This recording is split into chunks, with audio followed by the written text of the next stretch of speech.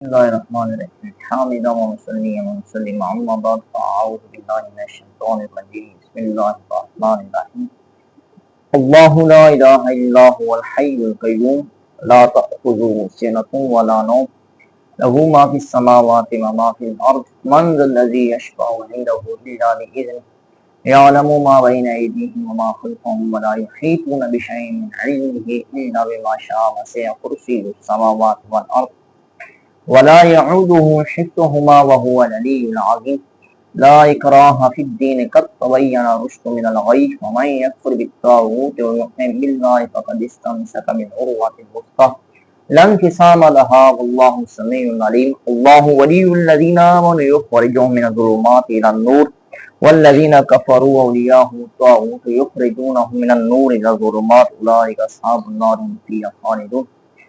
سامعین، اللہ رب العزت کا فرمان ہے، اللہ ہے جس کے سوا کوئی معبود نہیں، وہ آپ زندہ ہے، سب کو قائم رکھنے والا ہے، اسے نہ اونگ آتی ہے اور نہ نیند، اسی کا ہے جو کچھ آسمانوں میں ہے اور جو کچھ زمین میں ہے۔ وہ کون ہے جو اس کے پاس اس کے اذن کے بغیر سفارش کرے؟ وہ جانتا ہے جو کچھ ان کے آگے ہے اور جو کچھ ان کے پیچھے، اور وہ نہیں پاتے اس کے علم سے مگر جتنا وہ چاہے۔ اس کی کرسی سمائے ہوئے ہے آسمان اور زمین میں، اور اسے تھکاتی نہیں ان کی حفاظت، اور وہی ہے بلند بڑائی والا۔ دین میں کوئی زبردستی نہیں، بے شک ہدایت گمراہی سے خوب جدا ہو گئی ہے۔ تو جو شیطان کو نہ مانے اور اللہ پر ایمان لائے تو اس نے نہایت مضبوط کڑی پکڑ لی جو کبھی ٹوٹنے والی نہیں، اور اللہ سنتا جانتا ہے۔ اللہ والی ایمان والوں کا انہیں اندھیریوں سے نور کی طرف نکالتا ہے، اور کافروں کے حمایتی شیطان ہیں، وہ انہیں نور سے اندھیریوں کی طرف نکالتے ہیں۔ یہی لوگ دوزخ والے ہیں، انہیں ہمیشہ اس میں رہنا ہے۔ سامعین، یہ سورہ بقرہ کی بڑی فضیلت والی آیت ہے، جس کو ہم عرف کے اندر آیت الکرسی کہتے ہیں۔ اس کی بہت زیادہ فضیلت ہے کہ نبی کریم علیہ السلام نے یہ ارشاد فرمایا کہ جو شخص ہر فرض نماز کے بعد آیت الکرسی پڑھے گا کہ انشاءاللہ موت کے علاوہ کوئی چیز بھی اسے جنت میں داخل ہونے سے روک نہیں سکتی۔ مطلب جب مرے گا تو ڈائریکٹلی طور پر وہ کہاں جائے گا؟ جنت کے اندر جائے گا۔ ایسے حضرت ابی بن کعب رضی اللہ تعالیٰ عنہ سے روایت کہ رسول اللہ صلی اللہ علیہ وسلم نے آپ سے پوچھا کہ اے ابو منذر، یہ آپ کی کنیت ہے، بتاؤ کہ قرآن کی کون سی آیت اللہ رب العزت کے ہاں بہت مرتبے والی ہے، بہت مقام و رفعت والی ہے؟ تو آپ نے ارشاد فرمایا، جواباً عرض کی، یا رسول اللہ صلی اللہ علیہ وسلم آیت الکرسی ہے۔ حضور علیہ السلام نے حضرت کعب کے سینے پر ہاتھ مار کے ارشاد فرمایا کہ اے ابو منذر، تمہیں علم مبارک ہو کہ تم نے بہت اچھا جواب دیا، اور فرمایا کہ یہ وہ آیت ہے کہ قیامت والے دن اللہ رب العزت اس کو زبان بھی عطا فرمائے گا اور اس کے ہونٹ بھی ہوں گے، اور یہ تحت العرش اللہ رب العزت کے سامنے اس کی تقدیس اور اس کی کیا کرے گی؟ تسبیح بیان کرے گی۔ ایک اور روایت کے اندر آتا ہے کہ حضرت ابو ہریرہ رضی اللہ تعالیٰ عنہ وہ فرماتے ہیں کہ رسول اللہ صلی اللہ علیہ وسلم نے مجھے صدقہ فطر کے مال کے اوپر معمول فرمایا کہ میں نے اس کی کیا کرنی ہے؟ حفاظت کرنی ہے۔ اب رسول اللہ صلی اللہ علیہ وسلم نے یہ ارشاد فرمایا کہ تم رات کے اندر اس کی کیا کیا کرو؟ حفاظت کیا کرو۔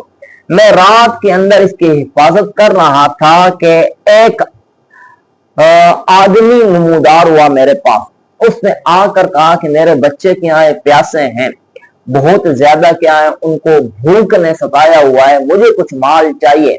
تو اب وہ چوری کرنے والا تھا، تو حضرت ابو ہریرہ نے ان کو پوچھا کہ کیا چاہیے، تو انہوں نے یہ جواب دیا۔ تو اب حضرت ابو ہریرہ کی موجودگی کے اندر وہ سامان لے کر چلا گیا۔ اب جب صبح ہوئی تو نبی کریم علیہ السلام نے حضرت ابو ہریرہ سے پوچھا کہ بتاؤ ابو ہریرہ، رات کے چور کے ساتھ کیا معاملہ کیا؟ اب حضرت ابو ہریرہ نے یہ نہیں کہا تھا کہ میرے ساتھ یہ معاملہ پیش آیا کہ رات کو ایک چور آ گیا تھا، لیکن رسول اللہ صلی اللہ علیہ وسلم نے ان سے پہلے ہی پوچھ لیا کہ بتاؤ رات کے چور کے ساتھ کیا معاملہ کیا۔ تو یہ کہتے ہیں کہ حضور علیہ السلام کیا ہے؟ غیب کی خبر جاننے والے اور غیب دان نبی ہیں۔ اب ان کے سامنے رات والا معاملہ آنکھوں کے سامنے ہوا، گویا کہ یہ ایسے ہو گیا۔ تو حضرت ابو ہریرہ نے کہا کہ وہ بہت زیادہ کیا ہے، اور اس نے میرے سامنے منت سماجت کی کہ میرے بچے کے یہاں بھوکے پیاسے ہیں، تو میں نے دے دی۔ تو رسول اللہ صلی اللہ علیہ وسلم نے ارشاد فرمایا کہ آج رات پھر وہی معاملہ ہوگا۔ کہ دوسری رات ہوئی تو وہی ہوا، وہ آدمی پھر نمودار ہو گیا۔ اس نے کہا کہ مجھے کیا ہے، میرے بچے کے یہاں بھوکے پیاسے، مجھے کھانے کی ضرورت ہے، تو آپ کھانے دے دیجئے۔ حضرت ابو ہریرہ نے پھر ترس کھاتے ہوئے دے دیا۔ اب حضور علیہ الصلوۃ والسلام نے فرمایا کہ بتاؤ بھائی کیا ہوا؟ تو حضرت ابو ہریرہ نے کہا حضور ایسے ہی ہوا۔ اب حضور علیہ الصلوۃ والسلام نے فرمایا کہ آج پھر آئے گا۔ اب تیسری رات کو ابو ہریرہ رضی اللہ تعالیٰ عنہ وہ حفاظت فرما رہے تھے، تو آ گیا وہی آدمی، شخص آ گیا۔ اس نے کہا کہ مجھے کیا ہے ضرورت ہے مال کی، مجھے مال دیجیے، میرے بچے کیا ہیں بھوکے پیاسے ہیں۔ حضرت ابو ہریرہ نے دے تو دیا، لیکن پہلے انکار کیا کہ نہیں دوں گا۔ اب اس نے کہا کہ ابو ہریرہ میں تجھے کیا کرتا ہوں، ایک ایسی چیز سکھاتا ہوں کہ اگر تم وہ پڑھ لے گا تو پھر تجھے کوئی چیز بھی نقصان نہیں پہنچائے گی۔ اس نے کہا کہ سورہ بقرہ کے اندر یہ جو آیت الکرسی ہے، اس کو اگر تم پڑھ لو گے، اس کی تم کیا کر لو گے، تلاوت کر لو گے، تو گویا کہ رب تعالیٰ تمہاری کیا کرے گا، ہر چیز سے حفاظت فرمائے گا، تمہیں کوئی چیز نقصان نہیں دے سکتی۔ اب حضرت ابو ہریرہ آئے رسول اللہ صلی اللہ علیہ وسلم کی بارگاہ کے اندر صبح کے وقت۔ رسول اللہ صلی اللہ علیہ وسلم نے پوچھا کیا معاملہ ہوا؟ حضرت ابو ہریرہ نے عرض کیا رسول اللہ صلی اللہ علیہ وسلم یہ معاملہ ہوا۔ اب سرکار علیہ الصلوۃ والسلام نے ارشاد فرمایا کہ یہ تھا تو شیطان، لیکن اس نے جو بات کی ہے وہ بات کیا ہے، اچھی کر کے گیا ہے، بتا کر جو گیا یہ اچھی بات کی ہے کہ ہاں ایسا یہ ہے کہ آیت الکرسی یہ وہ چیز ہے کہ جس کی تلاوت کرنے کی وجہ سے کوئی چیز بھی تمہیں نقصان نہیں پہنچا سکتی۔ اس لیے علماء اور مفسرین اور محدثین اور شارحین یہ ارشاد فرماتے ہیں کہ جو بندہ آیت الکرسی کا ورد کرتا ہے تو اس کے اوپر جادو کا اثر نہیں ہو سکتا، جنات اس کے اوپر حاوی نہیں ہو سکتے، اس کے اوپر کوئی بھی اثر چیز نہیں کر سکتی۔ اور یہ بھی روایت کے اندر آتا ہے کہ جو بندہ صبح کے وقت اور شام کے وقت کیا کرے گا، اس کی تلاوت کرے گا، تو وہ صبح کے وقت سے اگر تلاوت کرے تو صبح سے لے کر شام تک تمام موذی چیزوں سے وہ کیا رہے گا، محفوظ رہے گا۔ اور اگر شام کے وقت اس کی تلاوت کرے تو شام سے لے کر صبح تک تمام موذی چیزوں سے اس کی کیا رہے گی، حفاظت، اور یہ کیا رہے گا، محفوظ رہے گا۔ تو یہ آیت الکرسی ہے، اس کے اندر اللہ رب العزت نے اپنے توحید کا بیان کیا۔ یہ یاد رکھیے کہ قرآن مجید فرقان حمید کے اندر تمام مضامین یکجاں نہیں ہیں، اکٹھے نہیں ہیں، ایک جگہ کے اندر نہیں، بلکہ علیحدہ علیحدہ ہیں۔ کیوں؟ اس لیے کہ ایک ہی جگہ کے اندر ایک موضوع کو پورا ذکر کر دیا جائے تو بعض اوقات جو قاری ہوتا ہے، جو پڑھنے والا ہوتا ہے، جو کتاب کو پڑھنے والا ہوتا ہے، تو وہ اس اقتاحت کا شکار ہو جاتا، اس سے اکتا جاتا ہے۔ لیکن یہ وہ واحد کتاب ہے کہ جس کے اندر قاری کو اکتاحت نہیں ہوتی ہے، اس سے وہ اکتاتا نہیں ہے، کیونکہ اس کے سارے مضامین یکجاں نہیں، ایک جگہ کے اندر نہیں، بلکہ الگ الگ ہیں۔ تو یہاں پر اللہ رب العزت نے گویا کہ پیچھے رسولوں کو ذکر کیا، رسالت کا ذکر کیا، اب یہاں پر اللہ رب العزت نے اپنی توحید کا ذکر کیا۔ یہاں پر یہ آیت الکرسی پوری کی پوری اللہ رب العزت کی وحدانیت پر، رب تعالیٰ کی توحید پر دلالت کر رہی۔ فرمایا کہ اللہ وہ ہے کہ جس کے سوا کوئی معبود نہیں، وہ زندہ ہے، یعنی کہ حیات ہے اس کے پاس، القیوم قائم کرنے والا، یعنی کہ ہر چیزوں کو قیام دینے والا ہے، ہر چیز اس کے ہر چیز اپنے وجود کے اندر اس کا کیا ہے، اور اس کی وہ کیا ہے، محتاج ہے۔ آگے فرمایا لا تأخذہ سنۃ ولا نوم، کہ وہ ذات ایسی ہے کہ اس کے اوپر اونگ بھی نہیں آتی اور اس کے اوپر نیند بھی نہیں آتی۔ اونگ کہتے ہیں کہ جو بندہ ابتدائی نیند کے اندر جو ہے نا وہ جھولے جو کھا رہا ہوتا ہے، آنکھوں کے اندر جو رتک پھیل جاتی ہے اس کو اونگ بولتے ہیں۔ پھر بندہ جو سو جاتا ہے اس کو کیا کہتے ہیں، نیند کہتے ہیں۔ حضرت عبداللہ بن عباس رضی اللہ تعالیٰ عنہ سے روایت ہے کہ حضرت امام آلوسی نے تفسیر روح المعانی کے اندر یہ بات نقل کی۔ حضرت موسیٰ علیہ السلام کے پاس کچھ یہودی آئے، آپ کی امت میں سے کچھ حضرات آئے، انہوں نے عرض کی کہ اللہ نہ سوتا ہے نہ سوتا ہے، نہ اس کے اوپر اونگ آتی، تو یہ کس طرح ہو سکتا ہے؟ تو اب حضرت موسیٰ علیہ السلام نے کہا کہ تم استغفار کرو، تم توبہ کرو، تم نے بہت بڑی بات کی۔ اب اللہ کی طرف سے وحی ہوئی، اے موسیٰ یہ تم سے پوچھتے ہیں کہ اللہ نہ سوتا ہے نہ اس کو اونگ آتی ہے، تو میں اس کا تمہیں تجربہ کر کے بتاتا ہوں۔ حضرت موسیٰ علیہ السلام کو رب تعالیٰ نے حکم دیا کہ ایسے کرو کہ آج رات تم نے سونا نہیں ہے، جاگنا ہے، اور دونوں ہاتھوں کے اندر दो शीशे की कटोरियां लेकर या शीशे लेकर खड़े हो जाओ। अब हजरत मूसा अलैहिस्सलाम दोनों हाथों के अंदर शीशे की कटोरियां लेकर खड़े हुए हैं। अब उनको ऊंघ आई तो वो सोने लगे थे, तो उनके जहन के अंदर ख्याल आया कि मेरे हाथ के अंदर क्या है, ये शीशे की कटोरियां हैं, वो क्या हो जाएंगी, गिर जाएंगी। अब वो जाग गए। फिर दोबारा जब उनको नींद आई तो वो पक्के सो गए। अब जब पक्के सो गए तो उस वक्त वो शीशे की जो कटोरियां थी वो गिर गई और टूट गई। अरब ताला ने हजरत मूसा अलैहिस्सलाम को फरमाया कि ए मूसा, अगर तू दो कटोरियों को नींद की वजह से संभाल नहीं सकता तो अगर मैं सो जाऊं तो ये आसमान और जमीन का मामलात किस तरह क्या चल सकते हैं। अगर मेरे ऊपर नींद तारी हो जाए तो ये आसमान और जमीन भी गिर जाएंगे और ये तबाह बर्बाद हो जाएंगे। इनके अंदर क्या आ जाएगी, तबाही और बर्बादी आ जाएगी। आगे फरमा लहू माफी समावाति व माफिल अर्द, जो कुछ आसमानों के अंदर है, जो कुछ जमीनों के अंदर है, वो सारे का सारा उसी का है। आसमान के अंदर जो सितारे हैं, जो फरिश्ते हैं, ये चांद है, ये सूरज, ये उसी की क्या करते हैं, बंदगी करते हैं। और जमीन के अंदर जो भी चीजें हैं, ये पहाड़, ये जितनी भी चीजें हैं, दरिया, ये समंदर, ये दरख्त वगैरह, ये कंकर, सब उसी की करते हैं, तस्बीह करते हैं। इसके अंदर इंसान भी आ जाएंगे, चरिंद परिंद हैवानात तमाम आ जाएंगे। फरमाया मन दल्लज़ी यशफ़अउ इंदहु इल्ला बिइज़्निही, कौन है जो उसके इज़्न के बगैर, उसकी इजाजत के बगैर उसके यहाँ क्या करे, सिफारिश करे। यहाँ पर जो इरशाद फरमाया जा रहा है कि कोई उसके पास क्या सिफारिश और शफाअत नहीं कर सकता, ये सिर्फ इसलिए है कि मुस्तकिलन कोई बंदा भी ये अल्लाह रब्बुल इज्जत के यहाँ सिफारिश करना चाहे तो नहीं कर सकता। हाँ, जिसको अल्लाह रब्बुल इज्जत क्या करे, सिफारिश करने की क्या करे, तौफीक दे, इजाजत दे, तो वो क्या कर सकता है, सिफारिश कर सकता है। इसलिए आला हजरत ने कहा था वाह क्या ही ज़ौक़ अफ़ज़ा शफाअत है तुम्हारी, वाह वाह कर्ज लेती है गुनाह परहेज़गारी, वाह वाह। रसूलुल्लाह सल्लल्लाहु अलैहि वसल्लम तो चाहे तो क्या करेंगे, वो सिफारिश और शफाअत कर सकते हैं।